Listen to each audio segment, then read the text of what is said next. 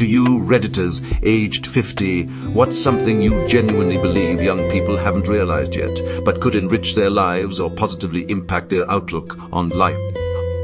Marriage or relationships should be fun and happy. Life is hard, things get tough.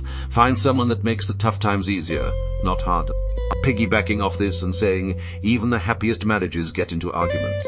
It's not a reason to leave.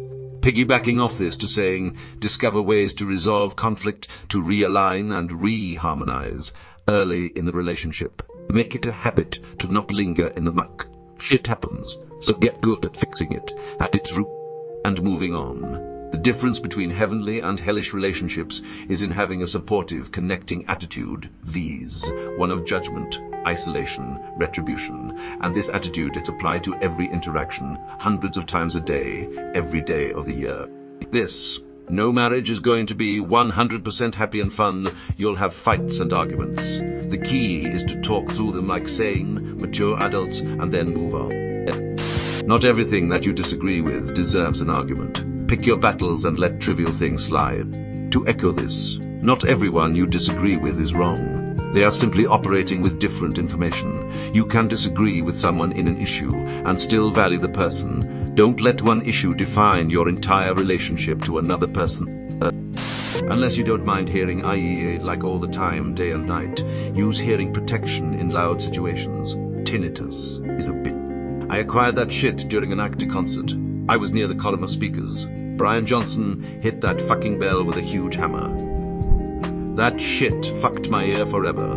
The first time I wore earplugs, there was a column of speakers to my left. I only put an earplug in my left ear. The difference in my ears after the show was so shocking, I never went without earplugs again. I knew my hearing was worse after a show, but the comparison was a wake-up call. The muted, whooshing sound in my right ear scared the shit out of me. I've tried all the earplugs except the custom-molded ones. For live shows, I go to Is Quiet, Please by Flents. Read the instructions to insert them correctly. First time I wore earplugs to a concert, my friends were yelling at me after and couldn't hear me. Never skip them again. My mild tinnitus is already annoying enough. I've planned to take earplugs to the last 3 concerts and have forgotten the last 3. I improvised and balled up paper towels, then wet them and put them in my ears. Lol, works pretty well in a pinch. I call it the long wet willy. For you and anyone else that needs earplugs, less than $10 for 56 pairs. I work at an airport and walk past jets every day. I keep a bag of these in my car and a bag in my flight bag. Once you start carrying some earplugs around, you start noticing more and more situations where it would be a good idea to wear them. I find myself putting in earplugs a lot now, even when not at work.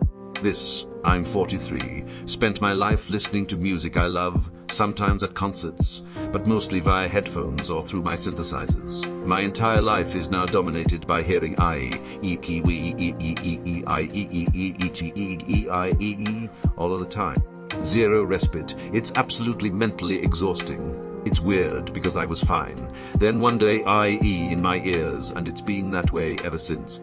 I thought it would go away, as I had tinnitus before, when I had an ear infection, and that went away, as the infection cleared, but not this. It's been 2 years now. It's bad enough on its own, but I have a litany of other ailments and medical conditions to deal with already. Having this on top really is the icing on the cake, and makes coping with the other conditions much, much harder. I pray for a cure. White noise, etc. only works temporarily, and it's more a distraction than an actual remedy. Take it from me. I'm 15, didn't do shit about hearing protection, did a bunch of loud stuff with firearms and music. It's already here. Pretty major too. There's actually some great potential from companies that are getting not great, but potentially significant results like Frequency Therapeutics out of Boston and the people from it here. I wouldn't bet the house on the company, but it is going to be eventually fixed. There's already a very promising technology that was just granted de novo approval from the FDA. Check out the Lemire tinnitus treatment. Here's a video from an audiologist explaining why this is such a huge development. When it receives full approval, I'm sure the clinics offering this treatment are going to explode as the equipment is relatively inexpensive, coming in at about $3. If you die, your employer will have your job posted before you are buried. Remember that on when making work-life choices, 100% this. Pops told me 30 years ago, don't forget mental income. Sure, you may be $20,000 a year behind your neighbors, but not bringing your work home with you every night and sleeping soundly is worth a lot more. I started my career at corporate headquarters for a large insurance company. I was doing great, but I just didn't like the industry. I applied for a job at a major university, and someone took a chance on me and gave me the position. Transiting from for-profit to non-profit is non-profit to non-profit is notoriously hard. I made less money over the course of my career, certainly, but I wasn't on poverty wages by any means. But I remember about 5 years in, one of my old VPs was in town, and we got together. His comment was, "We miss you, but you look so much happier. The psychic income is showing." Insightful guy. Everybody fucks up. It's what you do after that matters. 2 things I will be eternally grateful to my grandfather for instilling in me. Failure is not an end state unless it is where you choose to stop. He loved to quote that line by Churchill whenever something didn't work out for me. Success is stumbling from failure to failure with no loss of enthusiasm. Honesty is the most powerful tool you can use to define yourself. Admit your mistake frankly and honestly. The truth always comes out in the end, no matter how big or small, and it doesn't get better with age. You can give back something you steal, you can help those you hurt, but once they brand you a liar, it's all you will ever be. This is some of the best advice here. Anecdotal but honesty saved my career twice when I fucked up. I was working for a startup a long time ago and thought I had followed a procedure correctly, only to have it bring our production site offline. Right as it went down, I realized I fucked up and missed a critical step. Went straight to the cool, admitted it, fixed it, and then went before the CEO to explain. The CIO and Cocteau said they were gonna fire me, but didn't want to because they valued my honesty and integrity. They said that had I not been so forthright, that they would have tossed me out then and there. Be as honest as possible. It pays in the end. One of my guiding principles in my career is to approach my boss with 4 pieces of information: what I did wrong, the exact ramifications on our system, what I've already done to fix it, what I plan on doing to fix it further after this meeting. It's never let me down. I try to add a 5, document how what I did and or how not to do said thing. My sup really likes that extra step. This, not being able to admit when you're wrong, will know nothing but cause you problems, and often I've seen people actively make things worse, because they're so afraid of just being wrong. There are an incalculable amount of things to know in the world. Humans have limited brain space. Getting things wrong is inevitable for all humans everywhere throughout time and space. You are not the exception. Right this very moment, every person reading this, yes, you, is wrong, has been wrong, and will be wrong about something. There has never, nor will there ever be, a human being who is never wrong. I have seen people destroy their own relationships and reputations because of this idiotic pride in being always correct. Here's the harsh truth. You look like a child having a tantrum when you do this. You're not saving your pride, you're being an asshole. Knowing and accepting the reality that you are not infallible and you're capable of misunderstanding, mishearing, or just not knowing something will get you a hell of a lot farther. No one is responsible for managing your ego. Everyone picks their nose. It's just what you do with it afterwards that separates us. Wear sunscreen. I just had a quick look at my 50-year-old upper chest, frequently exposed to the sun in my youth, and compared it to my 50-year-old belly, which has always been clothed and covered. I have never liked 2-piece swimsuits. What a difference. My 50-year-old friend in Ev may be darker than me, but she's starting to look a bit like Leatherface. If I could offer you only one tip for the future, sunscreen would be it. The long-term benefits of sunscreen have been proved by scientists, whereas the rest of my advice has no basis more reliable than my own meandering experience. Edit to add something more befitting of this thread, and because I like the message, your choices are half chances. So are everybody else's. I will dispense this advice now. Enjoy the power and beauty of your youth. Oh, never mind. You will not understand the power and beauty of your youth until they've faded. But trust me, in 20 years, you'll look back at photos of yourself and recall in a way you can't grasp now how much possibility lay before you and how fabulous you really looked. You are not as fat as you imagine. It's crazy because I tell this to all my friends' 20s, and they think I'm crazy for always applying it before I go out. I've even seen videos where people are like, "Why are you so obsessed with looking young? Aging is normal and sunscreen causes cancer, while the sun is natural. I didn't know until 2 weeks ago that some people hate sunscreen and truly think it's a cancerous skincare fad. Edit.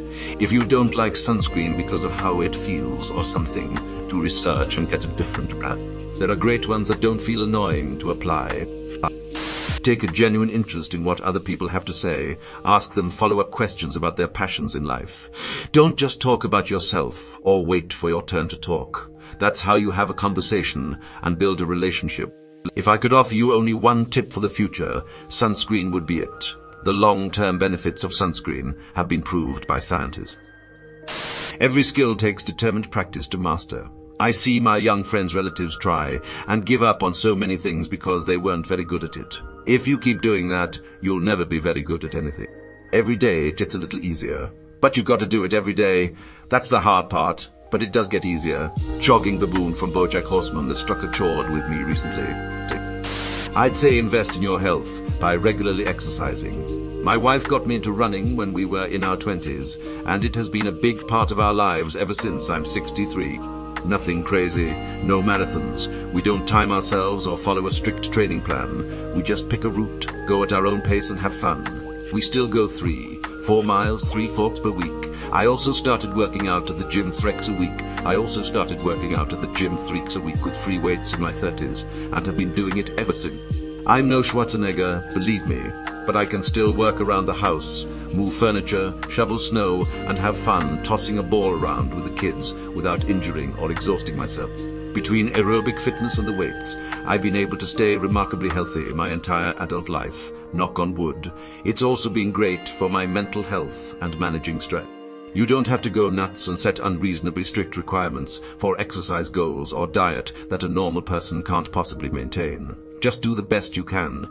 Make exercising a few times per week a habit. Eat a reasonable diet. Avoid fried stuff. Eat fruit and veggies. Lay off the sweet. And 40 years later, you'll really thank yourself. Believe me. Yup. The habits you establish now will go a long way to determining how fun the rest of your life is. People who do things like smoke say you have to die of something, but they aren't considering what their death will be like. I watched my mom die of copt. Consider that before you die of copt, you spend a decade or two unable to breathe. That is not even slightly fun. It's in your 50s and 60s that the chickens start coming home to roost health-wise. My friends and I hold down jobs, routinely walk several miles a day, get into all kinds of trouble, and basically feel the same as we always have, whereas there are others on our cohort who can barely move without being in pain or coughing up a lung. Oh yay! And as you age, have some dignity and don't whinge about it all the damn time. Being old is a privilege that many didn't get to enjoy. You don't have to go nuts and set unreasonably strict requirements for exercise goals or diet that a normal person can't possibly maintain. I find this to be most essential part of your advice. About 10 or so years, I started cycling and met some people who were way too serious about the whole thing. Like, let's do 100 km this Saturday? Well, hold on a minute. Let me do 50 km a few times in Iowa. It made me question my commitment to cycling because of all that showy bullshit. Including what bike you have, quality of your cycling pants, capabilities of your GPS trackers. Jesus. Now I can do 100 km easily. I do mountain biking and go all diff places around Ontario. Part of the reason is I just didn't come along with the showy guys. Now my nephew started cycling and asked me to go with him for 30 km ride next weekend. What am I supposed to do? Tell him he's a little bitch for doing just 30 km. Anyways, great advice. Take care of your body. Exercise, keep your weight reasonable, and keep the bad habits in moderation. It really does make a difference later in life. And take care of your teeth. It's fucking expensive replacing crowns, getting implants, etc. You forgot dentures. I can't afford them and have been on a free clinic waiting list for my name to come up for 2 years, just gumming my food. Really changes your diet. That's the reason many people suffer from malnutrition after losing their teeth. Even with dentures, you have to avoid certain types of food because they'll pull the denture out of your mouth. If possible, implant-supported snap-in. Dentures can be an excellent core improvement, but they typically cost as much as an economy car. My wife has had them a little over a year, and it changed her life.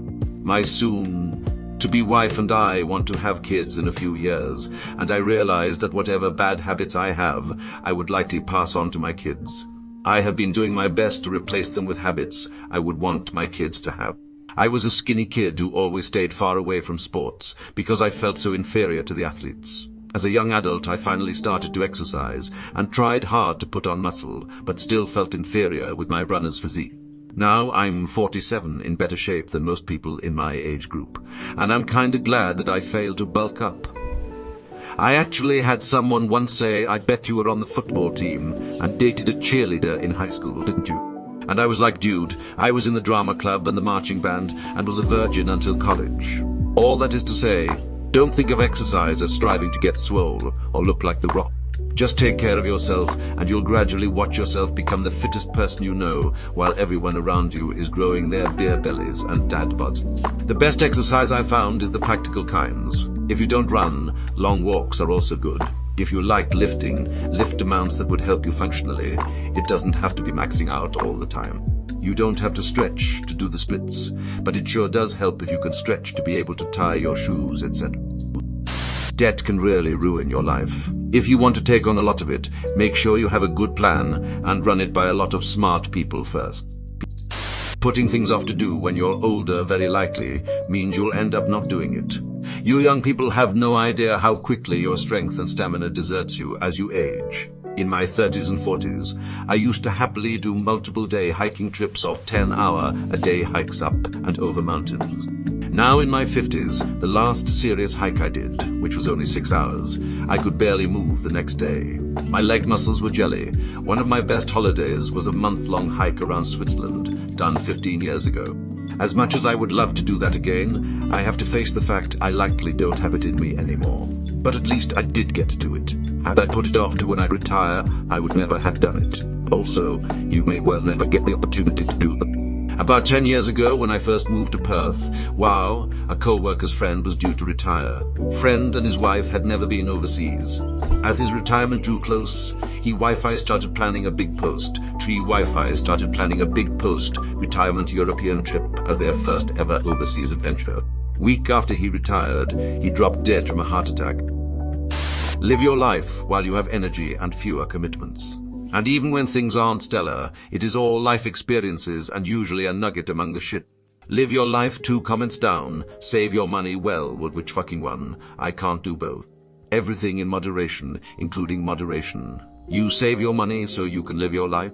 Sometimes that means doing things you don't enjoy doing, going to work, cleaning the house, doing laundry, so that later you can enjoy the benefits of that restraint, having money to buy yourself treats, having a clean house, enjoying the feeling of clean clothes. It's all about balance, my dude. I'm so glad I traveled while I was young. It opened my eyes to so many things that I carry with me today. My regret, not traveling more when I had no responsibilities. Instead, I listened to my family about how dangerous the world was. I don't get this argument. There are too many safe places to fill a whole life of traveling. Traveling only seems dangerous to people who haven't really traveled. Fear of the future makes you ignore the present, causing you to make errors now that you will regret doing in the past. If you pay attention to the right now, mindfulness basically, you don't make as many errors, hence you regret the past less and no longer fear the future. Break the cycle. It's usually not about you. 2. Sleep is incredibly important. 3. The most important conversations you have will be with yourself. Monitor your self-talk and speak positively, kindly and respectfully to yourself. 4. Sleep is incredibly important. Reading for pleasure. I have 2 kids, a full-time job, and a horse farm, and I sincerely miss reading. I used to crush books regularly, but by the time I'm done with everything, it's probably 8 or 9 p.m., and I'm exhausted. I don't have the brain power to dive into a book. I'm really looking forward to getting back into it when the kids are a little older. Have you tried audiobooks? I couldn't find the time or energy to read for the longest time, but being able to listen to a story while doing other tasks have been a legit game changer. Not only does it let me read more, but it makes my menial tasks so much more interesting. I used to do this a lot as a kid, finishing about 3-4 books a week, and I read faster than most adults. Because of this reading, I managed to get into my country's most prestigious school through a direct application. If you are really good at something, they can accept you in without considering final years. However, after I got my phone, I kind of lost my way with reading. I barely read books now, maybe partially because of my demanding workload. If there was abuse in your childhood of any kind and no one helped, get help now. If you can't afford therapy, use online resource. They are not the best, but still helpful. Don't have your own children until you're sure you won't repeat the cycle. Can you recommend an online source? Sorry, it's something I've been thinking about for a while and just can't afford. I recommend the book Adult Children of Emotionally Immature Parents. Was a real eye-opener for me. And so many years later, I thought, now I understand. If you think that applies to your situation, a big part of therapy or dealing with your stuff is knowing exactly what that stuff is, the root cause. When you know that, then dealing with it is a lot more effective. In my case, I now have very minimal contact with them, but have also been able to deal with my traits, which were coping mechanisms. Not easy to change, but knowledge is a big part of it. Stop thinking your life is about to be the most productive person you can be. Find interesting hobbies that make you feel good and are good for you. Your soul deserves to experience some of your own dreams. Don't waste all of your time working towards the dreams of your company's owners. It took an existential crisis and an opioid addiction for me to finally understand this. Kept living my life trying to live up to my parents' expectations, and once I achieved multiple college degrees, a great job, nice home, all the toys I wanted, etc., I realized it was all meaningless, and I was only 25. I was like, well, I'm not even halfway through my life, and there's nothing left for me to achieve, and I'm still not fucking happy. If I've achieved everything I've ever dreamed of since I was a wee lad, and I still feel empty and fulfilled, then what does it all mean? Now I live for myself, take the time to do what makes me happy, and my outlook on life is much better. I finally stopped future tripping. I can finally live in the now. I had an angry life until I adopted a cat. That cat passed away back in January, and I'm glad I got to live a life with that cat. But now I feel very empty again. I can't afford another cat because the vet bills put me into debt. Thing is, before I had that cat, I was angry. I was born every single day. But it was important for me to have that joy, otherwise I think it would have all been a waste. I guess I commented because adopting that cat was that little step to doing something that made me happy. If you're unable to provide for another cat, try taking some time to volunteer at a local animal shelter. Inheritance is not a retirement plan. Best inheritance is parents who can fund, edit from find, their old age care in whatever format. Definitely. I'm fortunate enough to have parents who were willingable to fund my college education and are financially stable enough that I will never have to pay for their care. It's a massive help. I have many friends who are either mired in student loan debt or who have aging parents that they have to manage, and it's a major step up to not have those challenges. Also, expecting your kids to pay for your retirement is not a good idea either. Currently going through this with my old man. The same man who told me to get a job when I was 12 to pay for the things I want. The irony is that he retired with 3 years to go until he starts drawing from his pension. And let me guess, he doesn't even realize how lucky he is to have a pension. Am I right? My mom was shocked when I told her those aren't standard issue anymore.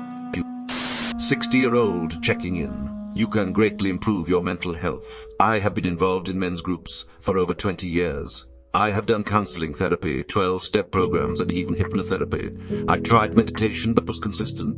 I'm having so much fun with my life right now because I spent 30 years cleaning up the damage done by my dysfunctional family and the school system. If you aren't happy with your life, take action to change your mental health. Yep.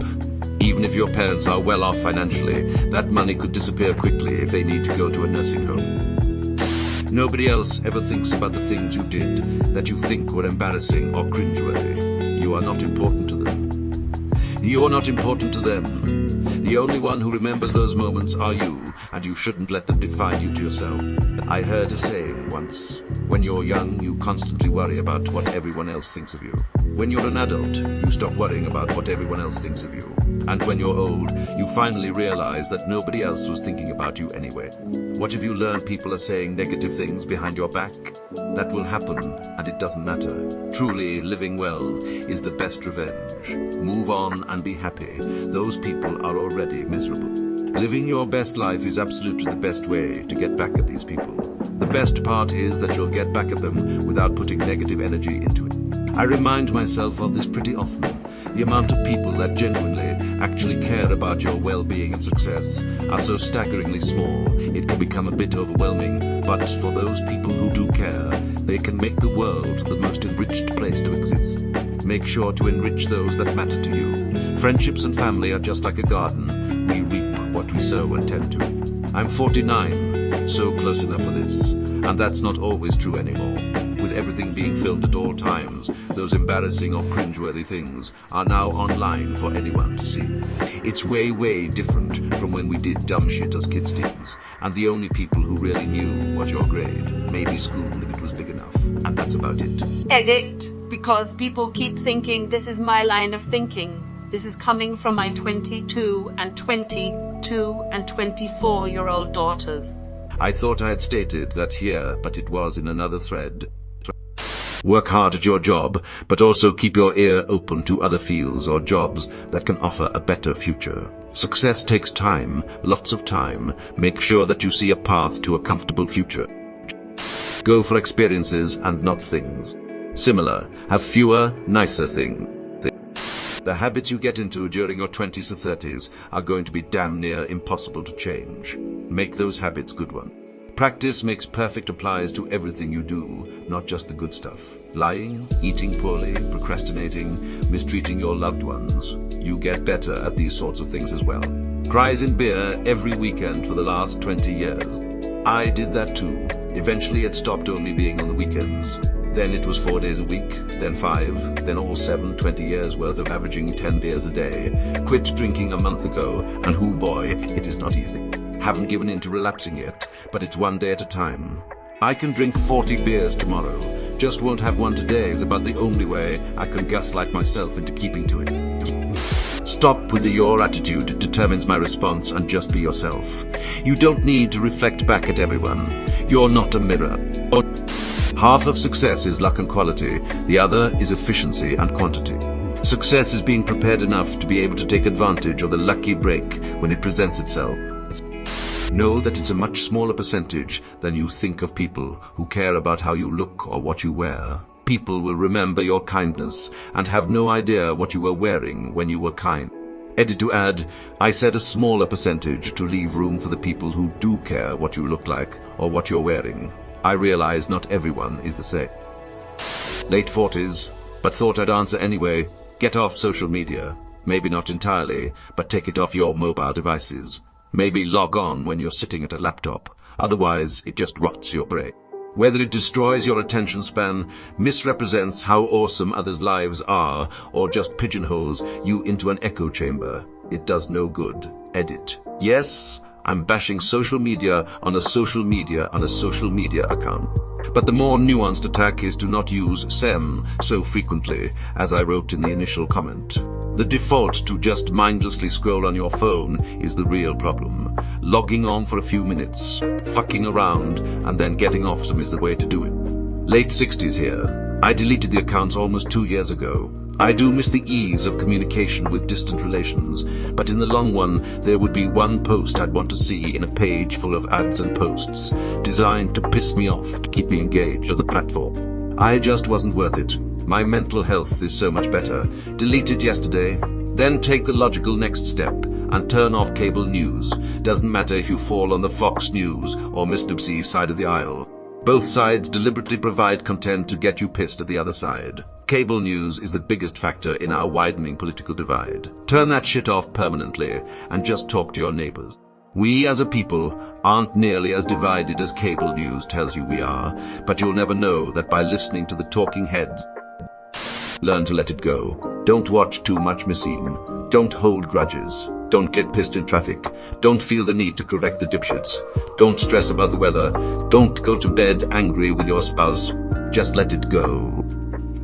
Almost every day someone vents that they are losers because didn't achieve great things at the astonishing age of 2023. I'm 54 and believe that I can do lots of things in the next 20 years. So young people could imagine they got to time travel when they are at 50s going back to 25. What changes would you do? These kids have 3-5 years to decide. Being impulsive is the best way to ruin your life. So work hard at not making impulsive decisions based on the emotions of the moment. Being impulsive is the best way to ruin your life. It's also sometimes the best way to end up doing fantastic life-changing things. The hard part is knowing which impulse is which. Some folks sweat way too much about doing something even a little bit frivolous. Others are just a never-ending train wreck of bad decisions. Travel. Do it now, before the stresses of later life limit you to short-scheduled holidays around your kids' school breaks. Also do it now, while your body will allow you to travel cheap. Fly coach, sleep on overnight trains, take rickety old buses full of people and livestock, stay in cheap hostels. All those things take a toll on a 50-year-old body, but they are some of my most memorable experiences of being 2022. Don't feel obligated to produce grandchildren. It's okay to not want kids. You don't have to have them.